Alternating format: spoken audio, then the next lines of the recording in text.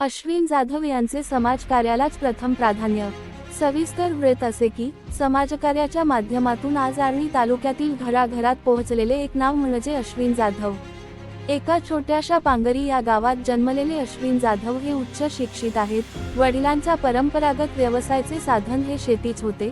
शिवसेना या पक्षात अश्विन कार्यकर्ता म्हणून बऱ्याच वर्षापासून कार्यरत आहेत। आज आर्णी तालुका संघटक म्हणून पदाला न्याय देत आहेत। मंत्री संजय राठोड यांचे खंदे समर्थक, तरुण तडफदार नेतृत्व म्हणून त्यांची ओळख आहे।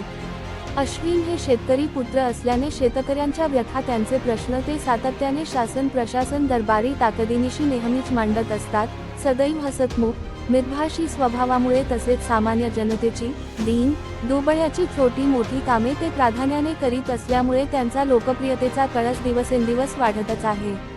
दिनांक जून 24 रोजी अश्विनचा वाढदिवस सुद्धा सामाजिक कार्यक्रमाच्या माध्यमातून साजरा करण्यात आला आणि शहरातील स्थित स्वर्गीय मातोश्री सुशीलाबाई नागपुरे वृद्धाश्रम येथे कार्यकर्त्यांसमवेत वृद्धांना फळांचे वाटप करून वाढदिवस साजरा करण्यात आला।